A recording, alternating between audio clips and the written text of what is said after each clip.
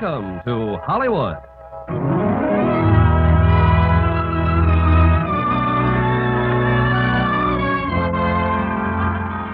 The Armed Forces Radio and Television Service brings you the Hollywood Radio Theatre, starring Cornel, Wilde, and Terry Moore in The Walls of Jericho. Ladies and gentlemen, your producer, Mr. Irving Cummings. Greetings from Hollywood, ladies and gentlemen.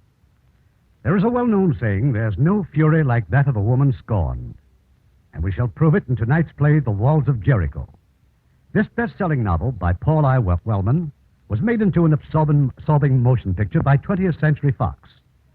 And as our stars, Cornel Wilde, who is recreating his original role, and lovely Terry Moore. Now, Act One of The Walls of Jericho, starring Cornel Wilde as Dave and Terry Moore as Julia.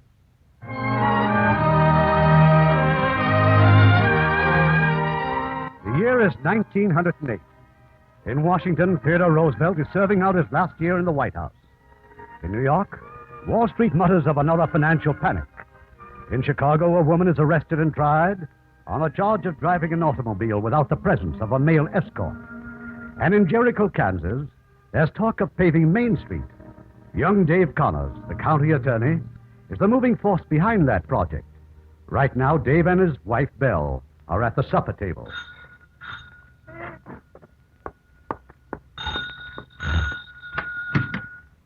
Yes? What you want? Good evening, Mrs. Connors. Could I speak to your husband, please? He's busy. He's eating supper. Oh, but it's terribly important, Mrs. Connors. You mean it's your father again? Yes, ma'am, but I promise this will be the last time. Mm-hmm. What you said before. Oh, Belle, what is it? Nothing, Dave. Just Julia Norman. Mrs. Connors, please. All right. All right, I'll tell him. What does Julia want? The usual things, that drunkard father of Oh, hers. now, Belle. Well, he is. He's a disgrace to the town. And also the most brilliant attorney Jericho ever had. Save the pie for me. I'll eat it when I get back. Dave, you haven't got time. Why not? Well, you said you was going to the depot to meet Tucker Wedge and that woman he married. Oh, I'll have time. The 620's never made it in before 8 o'clock yet. Belle, in case you've changed your mind... I haven't. You know how I feel about your fine and fancy friends. All right. Well, hello, Julia. Oh, thank you, Mr. Connors. I guess you know what's the matter. Uh-huh. Where is he? At Gotch McCurdy's. All right, let's go.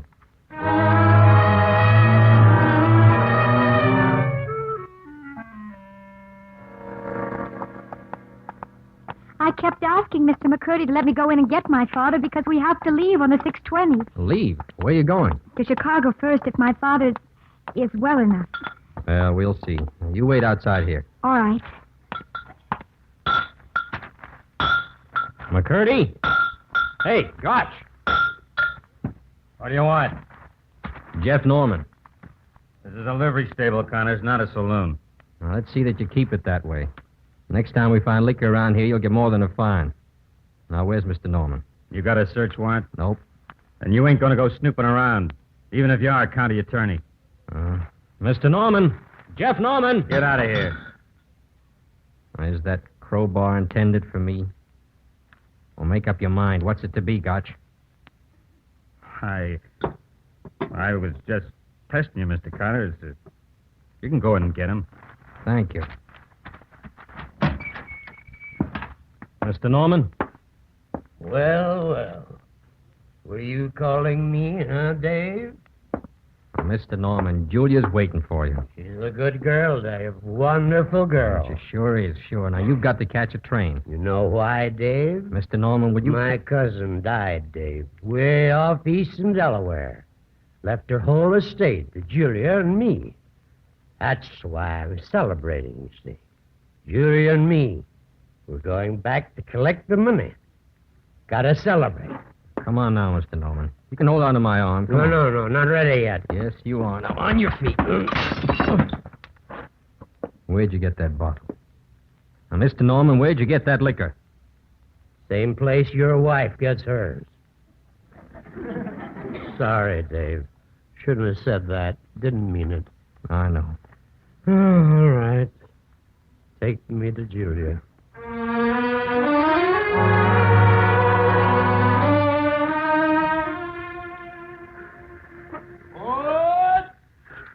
Mr. Connors, and thank you again for everything. Oh, not at all, Julia. Goodbye, Mr. Norman. Bye, Dave. See you soon.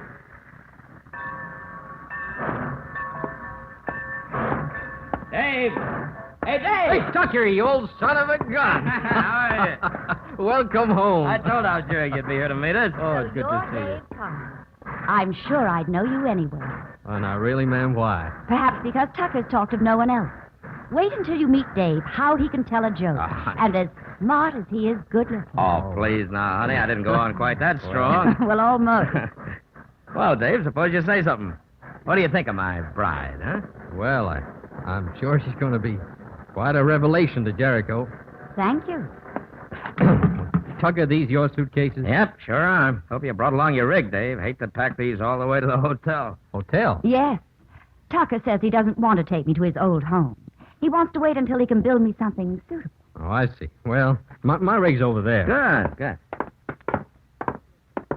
Hey, by the way, how's the Daily Clarion been doing without me, huh? Oh, well, the boys have been playing it safe with the editor out of town. They have come out pretty strong against sin and cruelty to animals. Here we are. I'll take care of your bags, Tucker. Thanks, Dave. Yeah, get in there. Mr. Connors, I was hoping to have the pleasure of meeting your wife. Oh, well, she was looking forward to it, too, ma'am, but she's got a sick headache. And... Oh, I'm sorry, but I hope soon that... Dave will arrange it when he can, my dear. Well, how about Saturday night at our house? Why, we'd love it. Well, then I'll tell Belle. Saturday night it is. Get up, boy.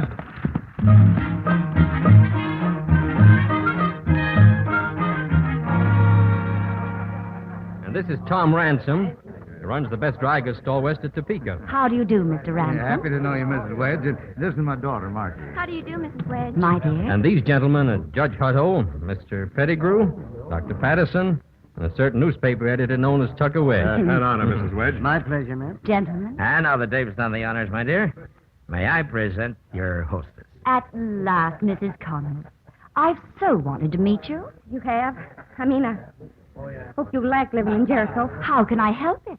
After meeting such charming people. Really? Mrs. Connors, I've been admiring your beautiful piano. I hope you'll play for us. Oh, Belle doesn't play, Mrs. Wedge. No, Dave does that. I'll put on the gramophone for you. Well, I just love the gramophone. I play it for hours and hours. Don't matter what piece. I got it all cranked up and waiting right now. No, that's all right. But I Belle. want to play it, Dave. Later, Belle, please.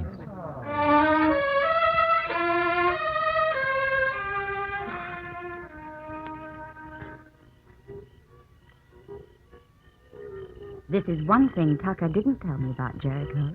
Oh, what's that? The summer night. The air, so soft and friendly. Uh-huh. Well, if you'll excuse me, I'll go indoors and see if Belle... Dave, Yes. Tucker tells me you're thinking of running for Congress. Oh, well, I've kind of had it in the back of my head, but that's still a long way off yet. It needn't be.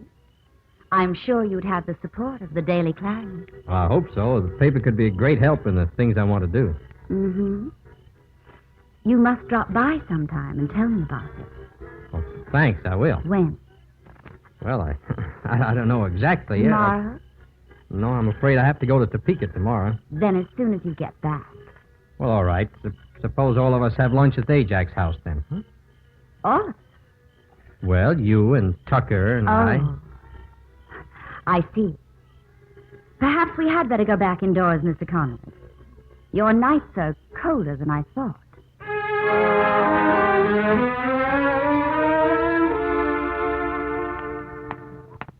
Hey, Dave. Good morning, Tom. Hey, will you slow down a minute? No, I'm due at the courthouse, Tom. Have you seen today's Clarion? Not yet. Why? Just take a look at this editorial on the front page. Blame for vice and bootlegging situation in Jericho laid at county attorney's door. Yeah. The Clarion today begins an expose of certain unsavory situations which David Carnes has chosen to ignore. Well, What do you make of it, Dave? I thought Tucker Wedge was your best friend. he is. Well, then... I don't know. Perhaps somebody just thinks I need a warning. Or... Well, you don't scare easy. Nope. Now, that may be too bad for all of us.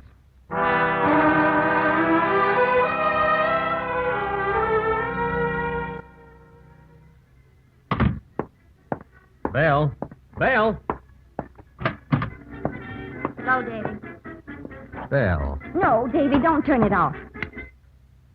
Belle, I saw Tucker Wedge today. He says his wife mailed us an invitation to the housewarming at their new home. Came last week. Well, why didn't you tell me? I thought maybe we weren't being included or... You'd go to their house after what Tucker's written about you? Oh, darling, that's just newspaper Well, I'm talk. not going. I haven't got a new dress. I'll buy you one. Got to come from Chicago. Belle, the party's tomorrow night. You don't care how I look in front of your fine friends, do you? Everybody will be running after the beautiful and talented Algeria Wedge. Oh, darling, this is all in your mind. I'm There's not going. All right, Belle.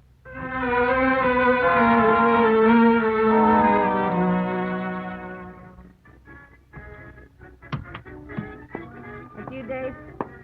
Yes, dear. What's the party about this time? Oh, I told you, Tucker and Algeria's third wedding anniversary. They missed you. Perhaps next time you'll... Yeah. Next time.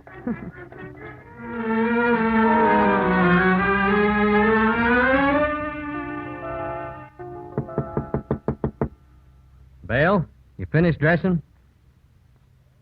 Belle, we're due at the party right now. Then what are we waiting for?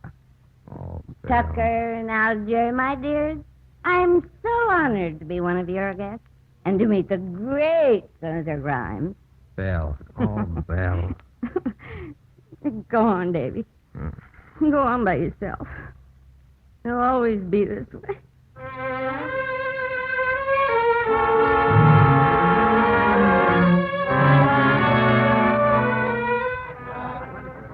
Oh, I'm sorry to hear that, Dave. I hope Belle feels better real soon. Oh, she will, Tucker. You We're know. glad you came anyway, Dave.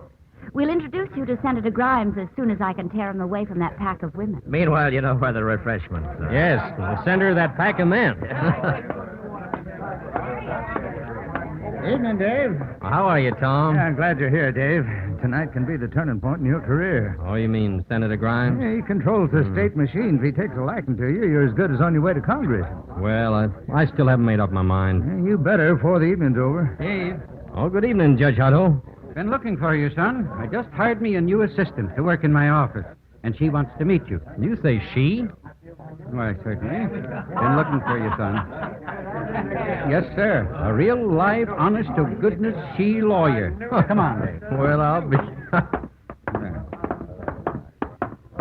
Here he is, my dear. I'll be back with the sandwiches. So good to see you again, Mr. Connors. Why, Julia. Julia Norman.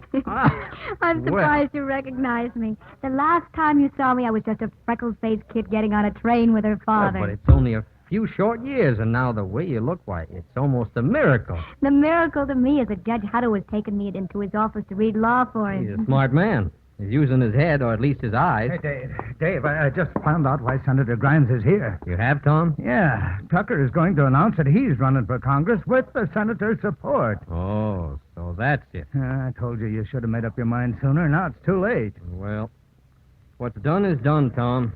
Well, don't let it ruin the party for you. Already has. Got to find me something stronger than this iced tea. Mr. Connors, Dave, Yes, Julia. you're terribly disappointed, aren't you? Well, in a way. Oh, Julia, let's get out of here. Let's find some place where you can tell me everything that's happened to you. Is your rig outside? Yeah.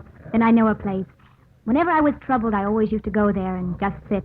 Yeah, the lake. The lake. Mhm. Rowers Point.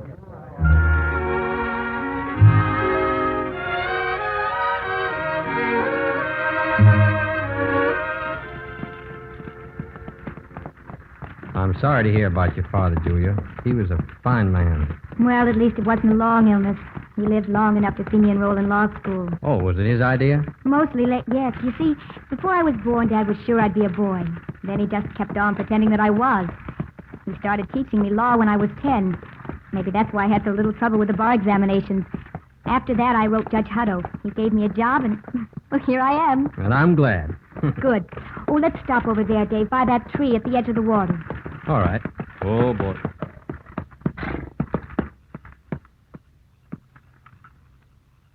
Dave, Yes? you're still thinking about Tucker Wedge, aren't you? Well, I don't understand it. He's never shown any interest in politics before. Now, what decided him to run? His wife. Algeria? Why? At the party, I saw her watching you clear across the room.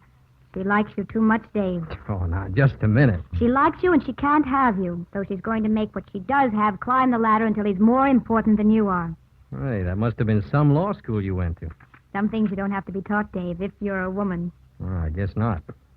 You know, if Algeria is pushing Tucker into this thing, I'd like to teach them both a lesson. By running for Congress as an independent? Yep. Then do it. Can you imagine the faces if I went back to the party and told everybody? I'm in the race against Tucker. Yes, why not? Dave, is there something wrong? No, I suddenly just thought, well, this is the sort of thing I ought to be talking over with my wife. Belle should be the one to encourage me. Instead, it's you. You're frightened, aren't you? I don't know. You mustn't be afraid of my loving you. Julia. Yes, I've been in love with you ever since I was a kid. That's part of why I wanted to come back to Jericho. But you mustn't be afraid of my love. I want only for it to make you strong. Well, thank you, Julia. Where are we going? Back to the party. As of tonight, I'm in politics, Julia, and to win.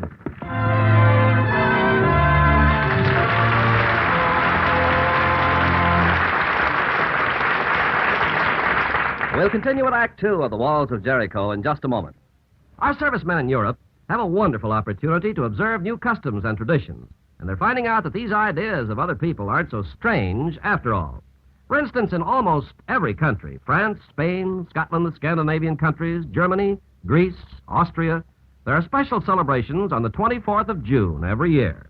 This is known as Midsummer's Day, and it's marked by music, dancing, and bright costumes. At night, huge bonfires are built, and the merriment continues. This same day is also celebrated in North Africa and in Japan. Well, in our country, we pay no special attention to the 24th of June, but we have more so-called holidays than any other country in the world. Hardly a day in the year goes by without some special attention to it. In addition to the national holidays, Thanksgiving, Christmas, 4th of July, Labor Day, and so on, every state has its own founding day. We have a day for fathers, mothers, and even mothers-in-law. We have a Be Kind to Animals Week and Eat More Frankfurters Day. We plant trees on Arbor Day, send love notes on Valentine's Day, close the bars on Election Day, and keep them open an hour longer when daylight saving ends. We honor the birthdays of Washington and Lincoln. We mourn the passing of our friends with a Memorial Day.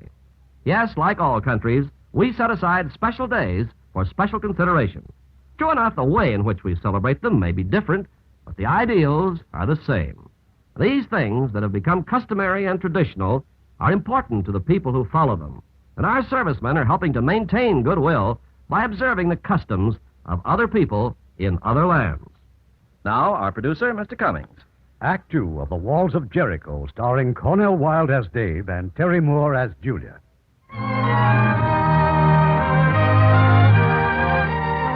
It's the following morning. In the office of the county attorney, Dave Connors confers with his new campaign manager, Tom Ransom. I tell you, Dave, I won't forget last night if I live to be 100. Man, did that announcement of yours break up that party fast? Yeah, but now in the cold light of day, Tom, what do you think my chances are of getting elected? Yeah, darn good. You got a lot of friends around this county. More than Tucker? Sure you have. But you got to take the offensive, whip out some sort of a statement for the general public. Yeah, I'm working on it right now. Good. When it's done, I'll run it over to the Clarion. Tucker will have to print it just to show what a good sport he is. Come on in, Miss White. Well, Miss White seems to have gone to lunch. Oh, Julia, come in.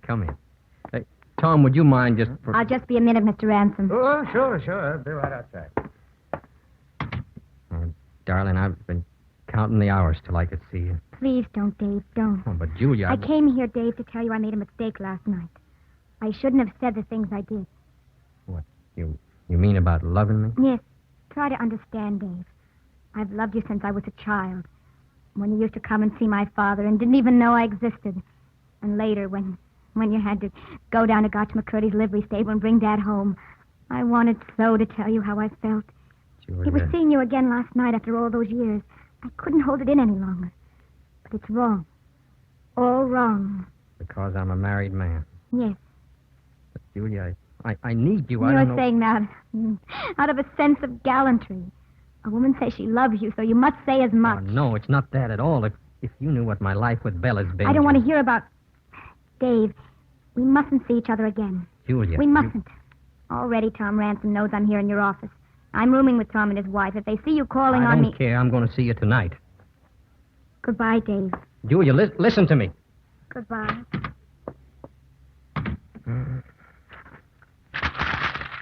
Tom? Tom? Yeah, Dave. How about that statement for the Clarion? I'm getting out a new one right now. Oh, let's see how you're starting it off. To the voters of Jericho County, 27th Congressional District. Dave, are you out of your mind? You can't. You just can't.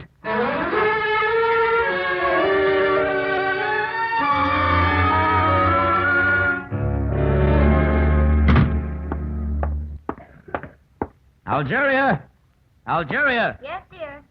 Guess what, dear? Dave Connors isn't going to run. Are you sure? Certainly. He just issued a statement. It's here in the paper. But why? What issue did he give? Well, none, except that after careful consideration, he finds it impossible to devote the necessary time and energy to the office. Oh, too bad. This is the last thing I expected. What? What? Algeria, I thought you'd be delighted. No. I wanted to beat him at the polls. Beat him before the public. You wanted to. Oh, you know what I mean, darling. You know, there are times I'm not sure that I do. Well, personally, I think Dave took this way to show his friendship for me. It was a sporting thing to do. Oh, don't be naive, Tucker. Dave quit for a reason. If I only knew what it was. Well, it hardly matters. But it does. You don't suppose that he... That he what? Nothing. But I wonder. I just wonder.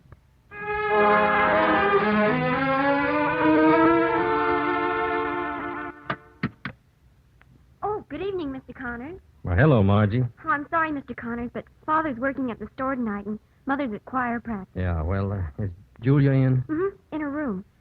Julia! Julia! Won't you come in, Mr. Connors? Well, thank you. Dave. How are you, Julia? Margie, don't you have some homework? Oh, yes. Excuse me. Well, I suppose you know why I've withdrawn from the election. Yes, in case people found out about us. But they're not going to because I'm leaving Jericho. Julia, what... All I can do is hurt you, Dave. What happened today proves it. So this afternoon I asked Judge Hutto if he could help me get a job in Kansas City. It happens that there's an opening with the firm of Glossett and Strauss. Nothing I can say will stop you, even if I ask Belle to free me. You're not going to ask her. She needs you, Dave. Yes. When do you leave? Tonight on the 11:40. I see. I'll take you to the station. Thank you. Julia, Mr. Connors, Yes, Margie? I have something to tell you. I mean, well, somebody's been going by outside, been watching Watching what, Margie? this house. Could you see who it was?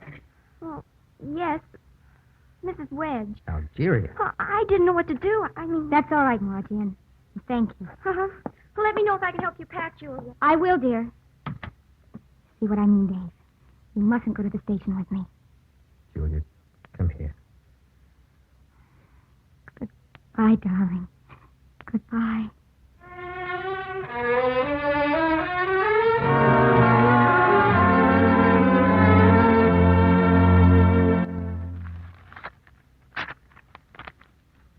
Dave? Dave, Yes, Belle. want to see what I tore out of the Clarion? Another story for your scrapbook, I suppose. Getting to be a big, fat book, isn't it? Representative and Mrs. Tucker Wedge arrive in nation's capital.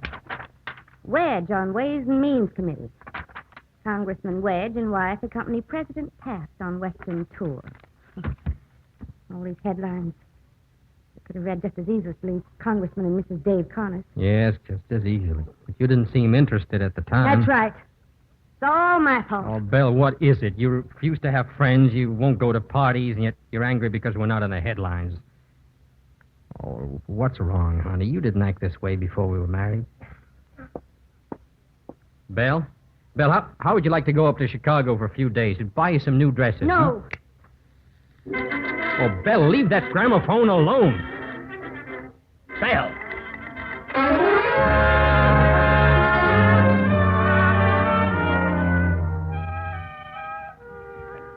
Dave, I hear you were in Kansas City yesterday. Yeah, that's right, Judge. I need some more evidence in that Randolph case. I hope you stopped by to see Julia.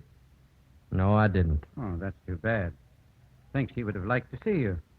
She wrote me a while back saying that she hoped you'd try for that Washington job again next election. I intend to, sir. Good.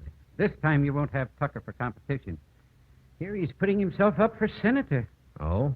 Well, then it looks like he's still my competition. Dave. Well, bully for you, boy. Bully for you.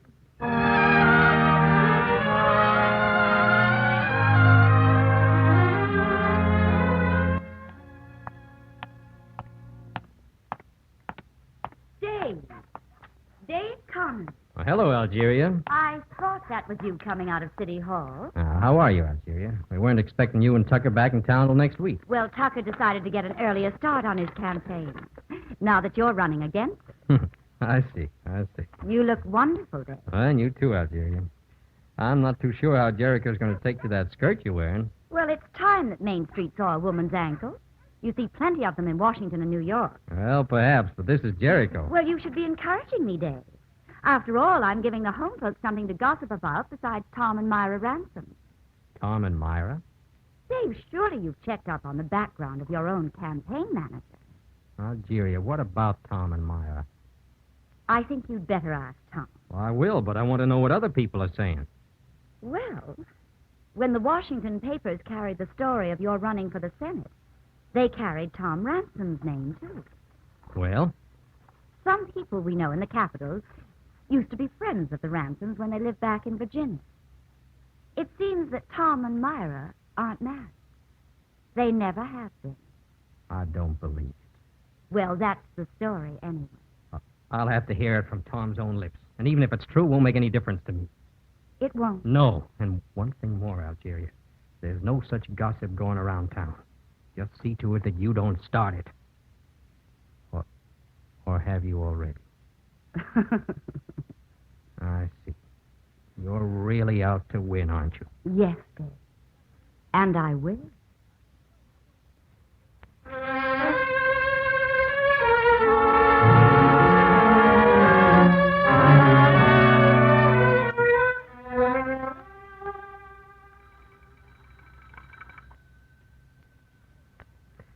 Hello, Central. Keep trying that number. I know they're home and they've got to answer. How do you know they will?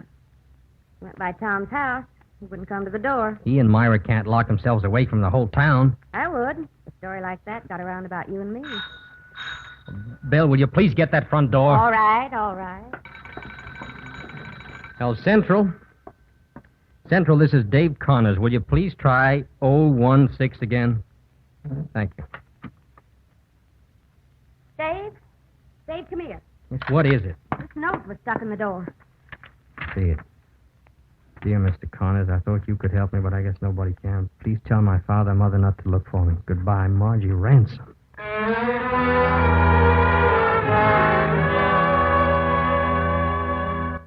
know, Dave, I know. Myra and I ought to have realized all this talk had hurt Margie more than us.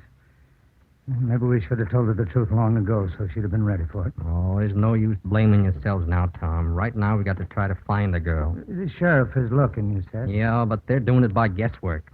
If you could remember if Margie ever said she wanted to go someplace in particular when she grew up. I've tried to remember. I just can't think, Dave. I can't think anymore. Want me to get it? Yeah, and we're not at home to anybody. Hello? Dave Connors speaking. Dave, it's Dr. Patterson. Can I talk to Tom? Well, not right now, Doctor. I'll take the message. Maybe it'd be better if you just came over here at the hospital. You mean, is it Margie? No, but she's mixed up in this. They just brought Gotch McCurdy in. If he doesn't pull through, Tom's girl is going to be wanted for murder.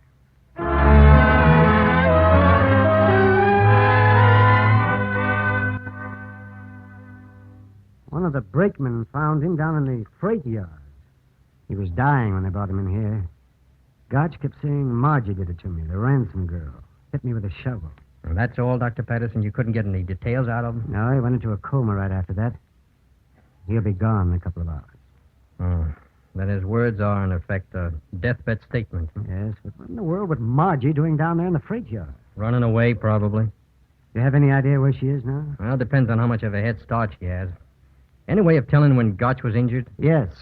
When he fell across the railroad tracks, he broke the watch in his vest pocket. It stopped at 11:38. 11:38.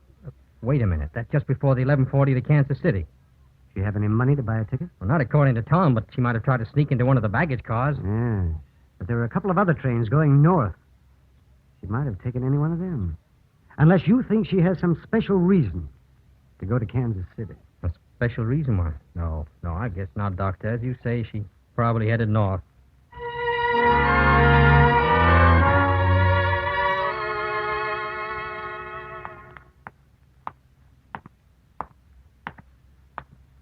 Apartment 7A, 7B, C, D. This is it. Yes, who is it? Dave. Julia. Come in quickly. I'm so glad you could come. You didn't tell anybody about my telegram. What telegram? I sent it to your house. It was about Margie. Well, no, I didn't need a telegram. I thought she'd come to you. She's always looked up to you. To both of us. Margie, you can come out. It's all right. Hello, Margie.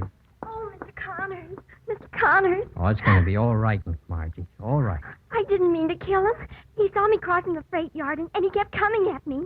He was so drunk. Margie, it's all... He is dead, isn't he? Yeah. I hit him so hard. Harder than I meant to. I know, Margie, and you've got nothing to be afraid of, but first you've got to come back to Jericho and tell people how it happened. Oh, no, not to that awful place ever. I hate it. The way people laughed at me. Now, listen to me, Margie. No, I'll die first. I'll just die. Now, Margie, you trust me, don't you? And Julia, you know we wouldn't ask you to do anything that wasn't right. He's right, dear. You must go back now of your own free will before anyone comes and gets you. Will you go back with me, Julia? Do you want me to, dear? All right. I'll go. Now, there's a train leaving in an hour. We've just got time. Come on. Margie, if you'll go in the bedroom closet and get down my suitcase. In the closet. All right. It's been a long, long time, Julia. Too long. I know. Dave, Margie's going to be all right, isn't she? I mean, when the jury hears her story. I hope so. We can't take any chances. I'm going to need your help. At the trial? Oh, no, Dave. Oh, you've got to. Margie trusts you. But there's another reason, isn't there? Yes. This may be the last time we can ever be together. Always the last time, Dave. We said that before. I can't help loving you, Julia. You know that. Dave, we mustn't. Julia. Oh, my darling. My darling.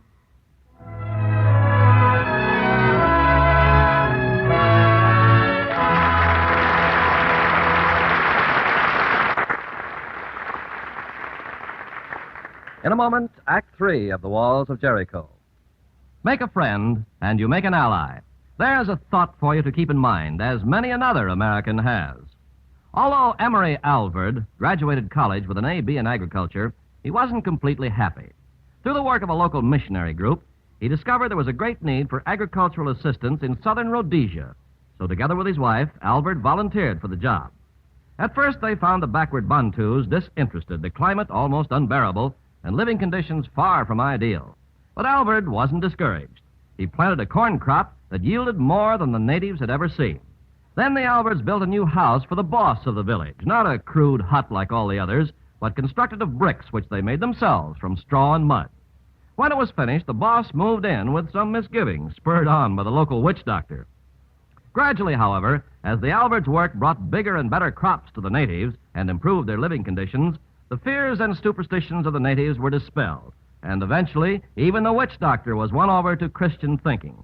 For 30 years, the Alvards remained to gain the love and admiration of the natives throughout most of southern Rhodesia. As one grateful Bantu chieftain expressed it, Cecil Rhodes founded Rhodesia, but Emory Alvord founded the people of Rhodesia. Emory Alvord did something else, too. He discovered that by helping others, you help your country. We pause now for station identification.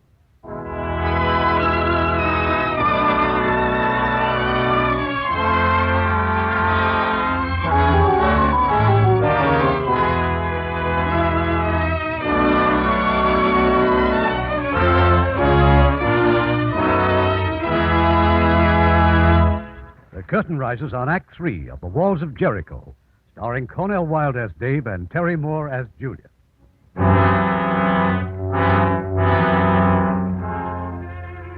the second day of the trial of Margie Ransom for the murder of Gotch McCurdy.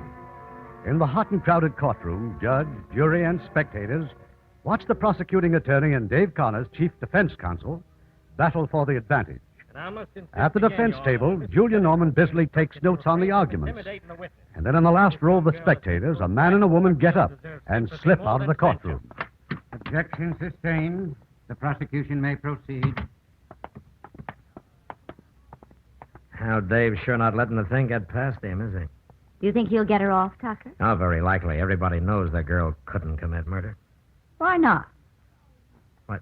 Algeria? Oh, really, Tucker? Don't you see what this trial can mean to Dave?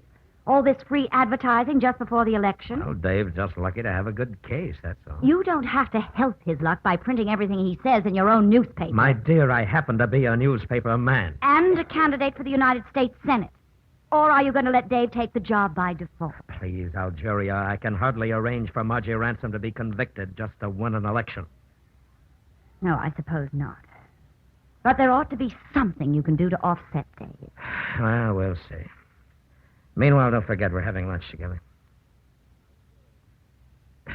Algeria, lunch. Oh. Not today, Tucker. I have some things to do around town.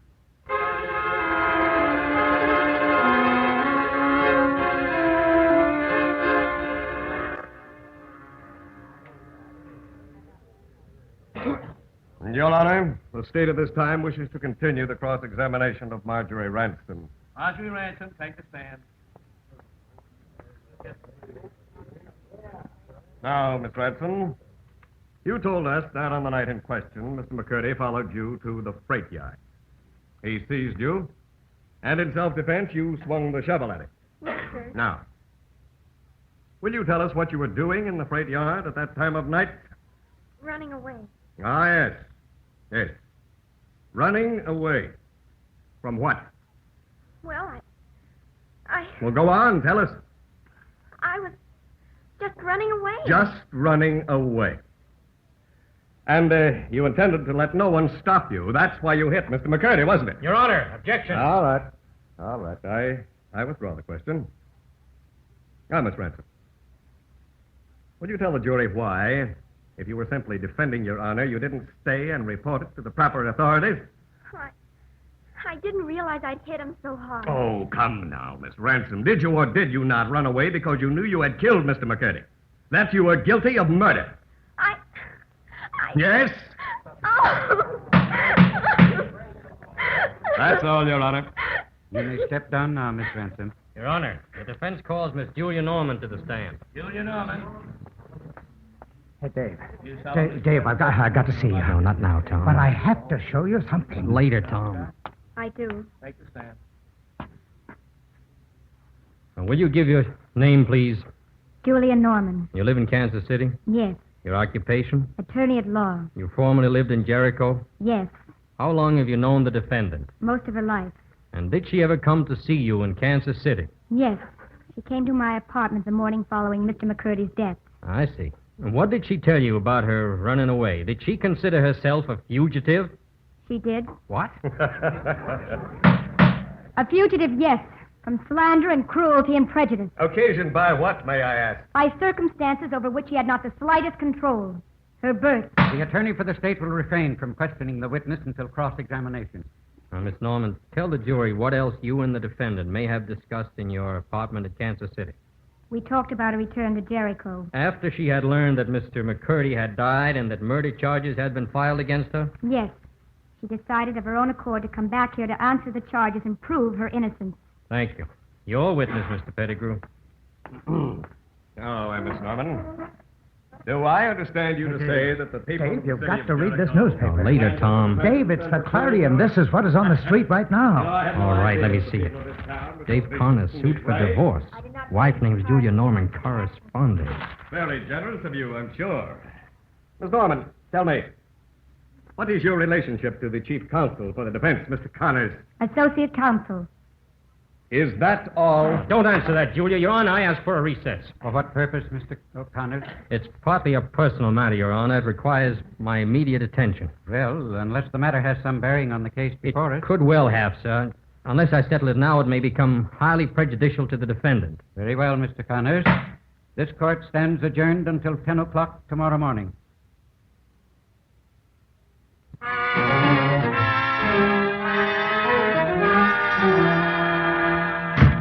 Belle? Belle? I doubt that she wants to talk to you. Algeria.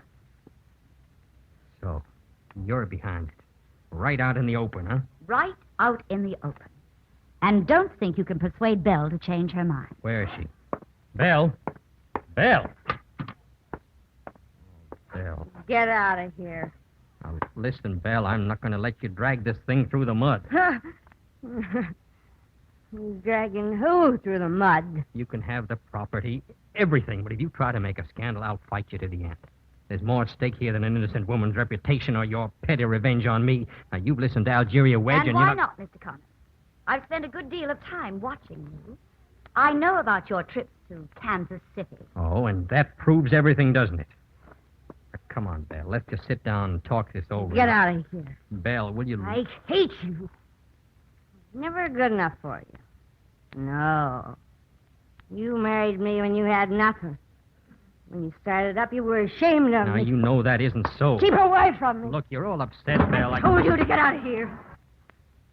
Belle, put that gun away. Mrs. Connors, don't be a fool.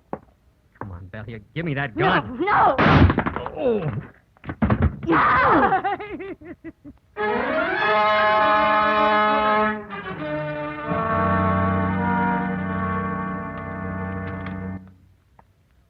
Dr. Patterson, Yes? You can see him for just a moment. how is he? Still suffering from shock. Lost a lot of blood. We're going to give him another transfusion. So remember, only a moment. Yes.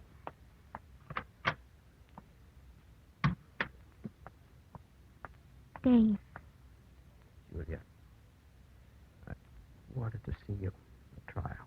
I'm going to ask the judge to put it over, Dave, until you're well again. No, Tom Ransom was just here. Yes? He said Marty's going to pieces. His wife, too. You got to wind it up now. But, Dave... Finish it for me, Julia. You can. You must. Miss Norman. Right now, Doctor. Julia, see Belle. What? Make her tell you about Algeria. Algeria? Miss Norman, I must ask you to leave. All right. Julia, see her. All right, Dave. I promise.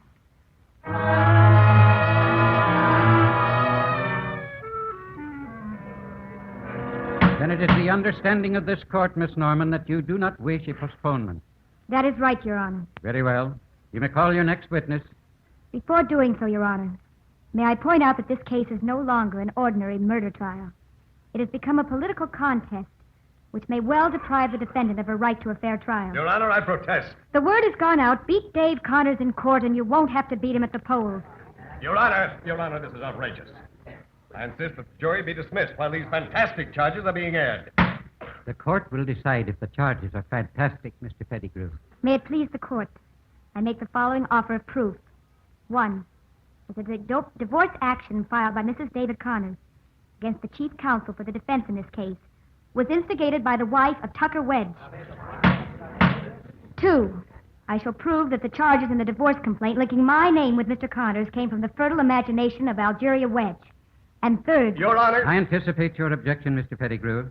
The court feels that Miss Norman's offer of proof is immaterial to this case. The jury is instructed to disregard Miss Norman's remarks.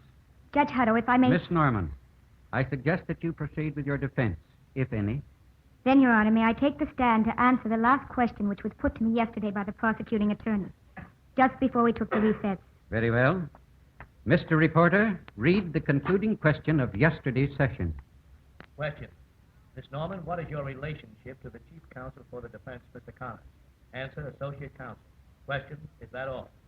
My answer to that question, Your Honor, and gentlemen of the jury, is that it is true that I am and have been in love with David Connors.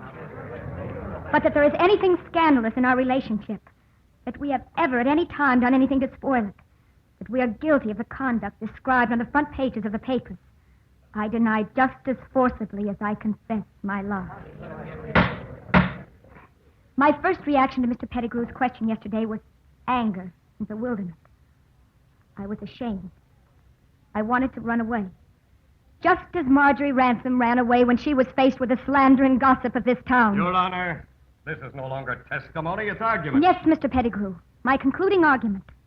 I ask that the court remind the jury that Marjorie Ransom was a competent and voluntary witness in her own behalf, that the state's own witnesses have testified as to the unsavory character of the late Mr. McCurdy, and that the jury consider the facts which caused Marjorie to run away from Jericho in the first place, and that they return a verdict of not guilty by reason of self-defense. That is the plea that I know Mr. Connors would make if he were able to be here today. The defense rests.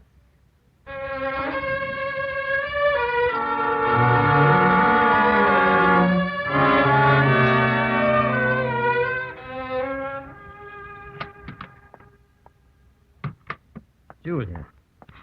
Dr. Patterson said that this time I can see you for as long as I want. You sure can. I'm feeling better by the minute, especially since hearing the jury's verdict. I brought you a copy of the Clarion in case you wanted to read about it. I will later. Julia, you know where the credit for today belongs.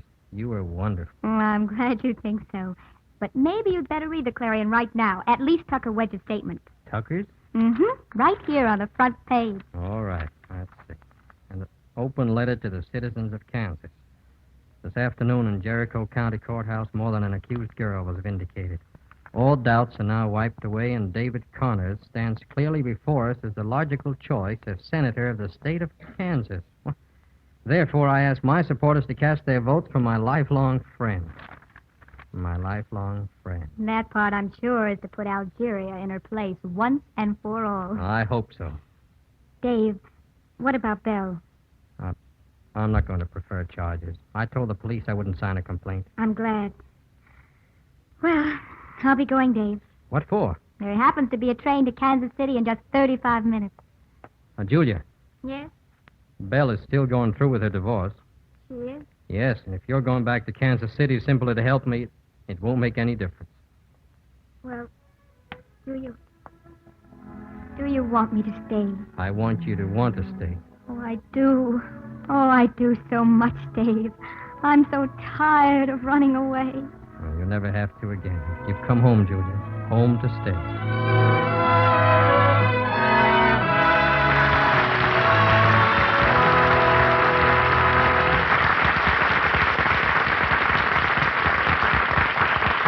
In a moment, our stars will return.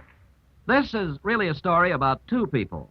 One is Chief Petty Officer Harry Frame, a veteran Navy electrician who saw lots of action in the war in the Pacific. The other is Mrs. Sadaya Ishiwata of Tokyo. Mrs. Ishiwata turned her home and her fortune over to 53 boys and girls of all ages who were orphaned by World War II. And Chief Frame devoted his off-duty hours to helping this tiny Japanese lady. He organized his friends into work teams, and because of their work, the home took on a bright new look. New panes of glass were installed, a new girls' dormitory was built, and twice a week, a Navy truck rolled up with leftover food, writing paper, worn-out clothing, and other contributions from the men. Chief Frame made it his private project toward better relationships between people of two different countries, and it's paid off in mutual goodwill. Such acts by you and your friends today are shaping our world of tomorrow. Now, here's Mr. Cummings with our stars. And here they are coming forward for a curtain call. Cornel, Wilde, and Terry Moore.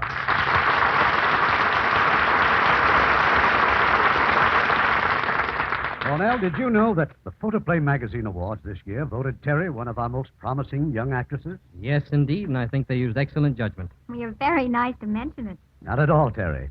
We've seen you grow up from a child actress to one of the most popular young actresses on the screen. And I hope you'll both be listening next week when we bring you another of our 20 greats, the Darrell F. Zanuck production, which won the Academy Award as Best Picture of 1947, Gentleman's Agreement. And as our stars, Ray Milland, and in her original role, Dorothy McGuire. Well, that was a very fine picture, Irving. Good night. Good night. Good night, and hurry back.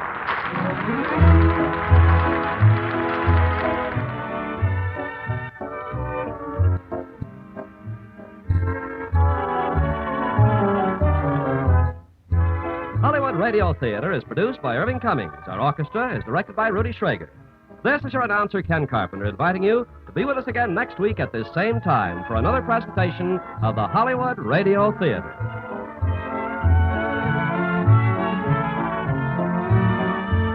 This is the United States Armed Forces Radio and Television Service.